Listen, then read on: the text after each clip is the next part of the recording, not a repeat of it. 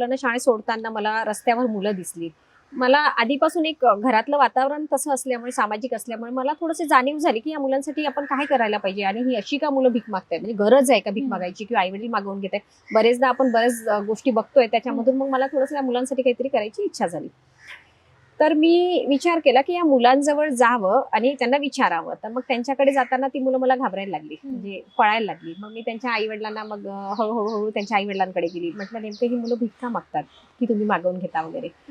तर ते लक्षात आलं तिथे की ही माझ्या विदर्भातली मुलं मुंबईसारख्या ठिकाणी स्थलांतर होत आहेत. कशासाठी? फक्त भीक मागण्यासाठी, पोट जगवण्यासाठी.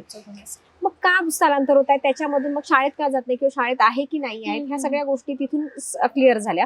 तर ते म्हणाले की नाही, आमची मुलं शाळेत दाखल आहे, विदर्भात दाखल आहेत, फक्त भीक मागायसाठी आम्ही 24 तास इकडे राहतो, 2-2, 3-3 महिने, आणि जो पैसा कमवतो तो इकडे जाऊन आम्ही वापरतो, 2-1 महिने परत येतो, असं हे रुटीन सुरू होतं.